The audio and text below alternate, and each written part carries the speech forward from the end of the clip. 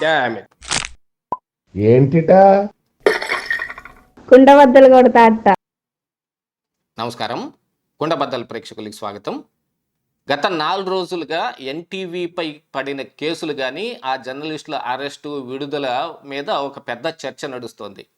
దీని వెనుకున్న అసలు కారణం ఏమిటి అని అంటే, మరి ఒక మంత్రి గారికి ఒక ఐఏఎస్ ఆఫీసర్కి ఉన్న అక్రమ సంబంధాన్ని ఎస్టాబ్లిష్ చేస్తూ ఎన్టీవీలో కానీ, మిగతా ఇతరత్ర ఒక 9 యూట్యూబ్ ఛానల్స్లో కానీ వచ్చిన కథనాల మీదనే ఈ అరెస్టులు జరిగాయి అనేది బయటకు వస్తున్న సమాచారం. అయితే కాదు అండర్ కరెంట్గా దీని వెనక మరికొన్ని కోణాలు ఉన్నాయి అనేది ఇవి కూడా ఈ రోజున వినిపిస్తున్న వినికిడి.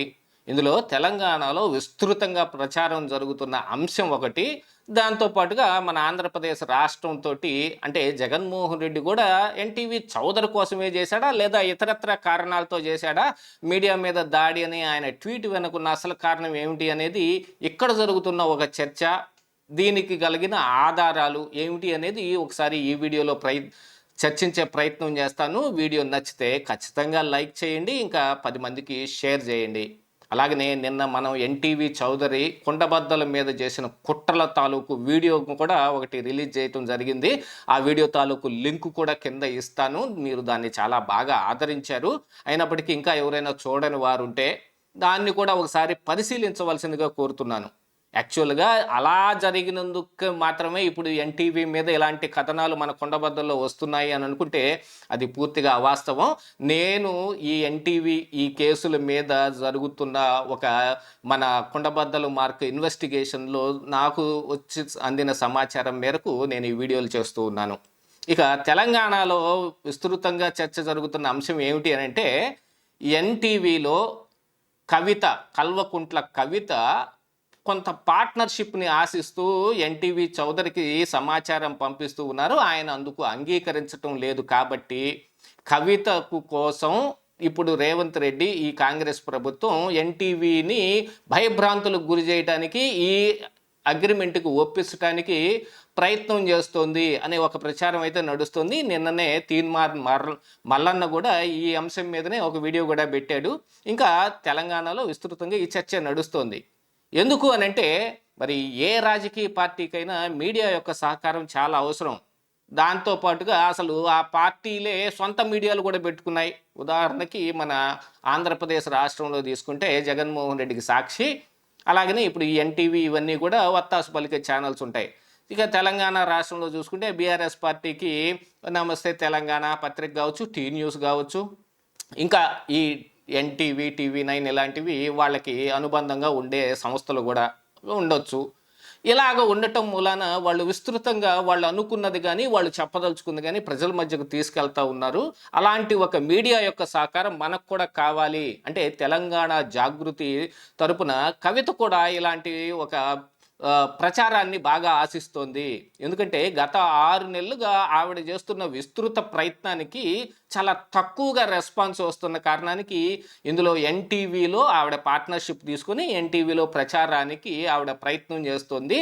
ఈ కవిత కోసం రేవంత్ రెడ్డి ఈ ప్రయత్నం చేస్తూ ఉన్నాడు. అందుకనే ఎన్టీవీ జర్నలిస్టులు మాత్రమే అరెస్ట్ అయ్యారు. బీఆర్ఎస్ పార్టీకి సంబంధించిన ఆ యూట్యూబ్ ఛానల్స్, వాళ్ళు పెంచి పోషిస్తున్న ఆ యూట్యూబ్ ఛానల్స్లో ఎవరు అరెస్ట్ కాలేదు అనేది కూడా ఈరోజు తీన్మార్ మల్లన్న చెబుతున్న అంశం. అయితే మరొక వైపున బీఆర్ఎస్ పార్టీ కానీ, జగన్మోహన్ రెడ్డి కానీ ఎన్టీవీ చౌదరి కోసం అంటే మీడియా మీద దాడి జరుగుతుంది, ప్రతిపక్షాలు ఇప్పుడు వచ్చిన అవకాశాన్ని ఉపయోగించుకోవడానికి మాట్లాడుతున్నాయి అనే దానికంటే కూడా గతంలో వాళ్ళకి ఉన్న సంబంధాల దృష్ట్యా కానీ, వాళ్ళ పాత విషయాలు ఏవైనా ఇప్పుడు బయటపడతాయనే వాళ్ళకి ఒక లోపల భయం ఉండటం కారణానికి వాళ్ళు ఇప్పుడు ఎన్టీవీ చౌదరిని సపోర్ట్ చేస్తున్నారు, అందుకోసమే మాట్లాడుతూ ఉన్నారు అనేది కూడా వినిపిస్తున్న వినికిడి. నిజంగా కవిత ఎన్టీవీలో ఈ పార్ట్నర్షిప్ ఆశించినందు మూలాన రేవంత్ రెడ్డి అరెస్ట్ చేస్తాడా? అదైతే ఉండకపోవచ్చేమో బహుశా. ఎందుకంటే కాంగ్రెస్ పార్టీకి అవసరమైతే వాళ్ళు చేస్తారు, కానీ కవిత ఎప్పుడో కాంగ్రెస్ పార్టీలోకి చేరే అవకాశం ఉంది కాబట్టి ఇప్పుడే ఆవిడకి ఎలైడ్ చేయటానికి ఎన్టీవీ చౌదరిని భయపెట్టడానికి పనిచేశారని అనుకుంటే అది పూర్తిగా నమ్మశక్యంగా ఏం అనిపించడం లేదు. ఏదైనా ఉంటే వాళ్ళ పార్టీ తరపున ఉన్న వ్యవహారాన్ని చూసుకుంటారు. లేదు, ఇటు బీఆర్ఎస్ పార్టీకి ఆంధ్రాలో జగన్మోహన్ రెడ్డికి ఎన్టీవీ ఒక పెట్ ఛానల్ లాగా ఉంది కాబట్టి వాళ్ళ మీద కక్ష సాధింపు చర్యలు చేస్తున్నారా అని అంటే ఎంత కాలానికి ఒక దాదాపుగా రేవంత్ రెడ్డి అధికారంలోకి వచ్చి 2 సంవత్సరాలు కావస్తుంది. ఈ 2 సంవత్సరాల పాటు మెదలకుండా ఊరుకుని ఇప్పుడే ఎందుకు ఈ పని చేశాడు, అరెస్ట్ కోసం వెళ్ళారు అంటే ఒక ఐఏఎస్ ఆఫీసర్కి ఇందులో ఉన్న ఒక మంత్రి గారికి అక్రమ సంబంధం అంటగట్టే ప్రయత్నం చేశారు అని అంటే అలాంటివి బోల్డ్ అన్ని గతంలో ఆఫ్ ది రికార్డు న్యూస్లు బోల్డ్ అన్ని వచ్చాయి. వేటిల్లోనైనా అరెస్ట్ చేయొచ్చు, కానీ అది ఏం జరగలేదు. అంటే ఇప్పుడు కవిత కోసమే జరిగింది అనేది వాళ్ళు ఊహిస్తుంటే మనం కొండబద్దల ఛానల్ తరపున మరికొంత సమాచారం సేకరించే ప్రయత్నం చేసాము. అందులో మనకి అందుతున్న సమాచారం ప్రకారంగా పూర్తిగా ఆధారాలు లేకపోయినప్పటికీ నాకు తెలిసిన సమాచారాన్ని పంచుకునే ప్రయత్నం చేస్తున్నాను. ఇది అవాస్తవం అయి ఉండొచ్చు, లేకపోతే నిజం కూడా ఉండుండొచ్చు. కానీ డాట్స్ అన్నిటినీ కనెక్ట్ చేసుకుంటుంటే నిజంగా ఇది జరిగిద్దేమో అనే ఒక అనుమానం అయితే వస్తుంది. ఎందుకంటే ఈ ఎన్టీవీ ఇప్పుడు అప్గ్రేడేషన్ ఛానల్గా చాలా కొత్త తరమైన ఈ న్యూస్ని కానీ లేకపోతే ఈ వాళ్ళ వీడియో క్వాలిటీని కానీ ట్రాన్స్పాండర్ని కానీ వాళ్ళు అప్గ్రేడేషన్ జరిగింది. దానికి గల కారణం ఏమిటి అని అంటే ఐ న్యూస్ తోటి వాళ్ళకున్న ఒప్పందాలు అండర్ కరెంట్గా ఐ న్యూస్ని ఎన్టీవీ చౌదరి టేక్ ఓవర్ చేశాడు కాబట్టి అక్కడ ఉన్న పరికరాలను వాడుకుంటున్నాడు. అందుకని ఎన్టీవీలో అప్గ్రేడేషన్ జరిగింది అని కొంతమంది వివరించడం జరిగింది. ఎందుకంటే ఈ ఐ న్యూస్లో ఉన్న శ్రవణ్ రావు ఒకవైపు తెలంగాణలో ఫోన్ ట్యాపింగ్ అంశంలోనూ సిట్టు విచారణను ఎదుర్కొన్నాడు, ఇటు ఆంధ్రప్రదేశ్ రాష్ట్రంలో లిక్కర్ స్కామ్లోనూ ఆయన సిట్టు విచారణను ఎదుర్కొన్నాడు. అసలు ఈ ఫోన్ ట్యాపింగ్ అంశంలో ఈ ఐ న్యూస్లోనే ఈ ఫోన్ ట్యాపింగ్ పరికరాలు మొత్తం ఇన్కార్పొరేట్ చేసి వ్యవహారం మొత్తం అక్కడి నుంచే నడిపారు అనేది సిట్టు విచారణ చేయటం మూలాన కానీ కొన్ని పుకార్ల రూపంలో కానీ బయటకు వచ్చాయి. ఆ పరికరాలన్నీ ఐ న్యూస్లోనే ఉన్నాయి అని. ఇప్పుడు ఎన్టీవీ చౌదరి కనుక ఆ ఐ న్యూస్నే టేక్ ఓవర్ చేసుంటే ఆ పరికరాల సంగతి కానీ అప్పుడు తాలూకు వ్యవహారంలో కానీ ఎన్టీవీ చౌదరికి ఏమైనా సంబంధం ఉండే అవకాశం ఉందా అనేది ఇక్కడ ఆలోచించదగిన విషయమే. కాకపోతే దీనికి పూర్తి సమాచారం ఆధారాలు మన దగ్గర లేవు కాబట్టి నేను ధృవీకరించి చెప్పట్లేదు, కేవలం అనుమానం కింద మాత్రమే చెబుతూ ఉన్నాను.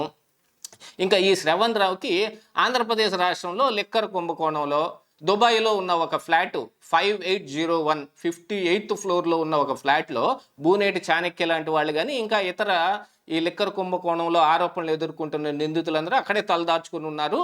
దాదాపుగా డబ్బు వ్యవహారం కూడా ఆ ఫ్లాట్ నుంచి నడిచింది. ఆ ఫ్లాట్కి ఒకానొకప్పుడు కాలంలో ఈ శ్రవణ్ రావు ఓనర్గా ఉన్నాడు. అందుకనే జగన్మోహన్ రెడ్డి తన బండారం ఏదైనా బయటపడిద్దేమోనని ఈయన కూడా ఉలికిపాటుకు గురవుతున్నాడు అనేది కూడా ఒక వ్యవహారం కనిపిస్తుంటే ఇప్పుడు ఎన్టీవీకి ఐ న్యూస్కి ఉన్న సంబంధాలు ఏమిటి అనేది ఎస్టాబ్లిష్ చేసుకుంటే కనుక ఈ అరెస్టు వెనుక ఫోన్ ట్యాపింగ్ గురించిన వ్యవహార శైలి ఉండే అవకాశం ఉందనేది కనపడుతుందా లేదా? దీని మీద పూర్తి సమాచారాన్ని సేకరించి మరికొన్ని వీడియోల రూపంలో మీ ముందుకు తీసుకొచ్చే ప్రయత్నం చేస్తాను. ఇప్పటికీ మనకున్న సమాచారం ప్రకారంగా అయితే ఎన్టీవీ చౌదరి మీద ఫోన్ ట్యాపింగ్ ఆరోపణలు కూడా వచ్చే అవకాశాలు కనపడుతున్నాయి అనేది దీని ద్వారా అర్థమవుతోంది. ఇదే ఈరోజు కుండబద్దలు.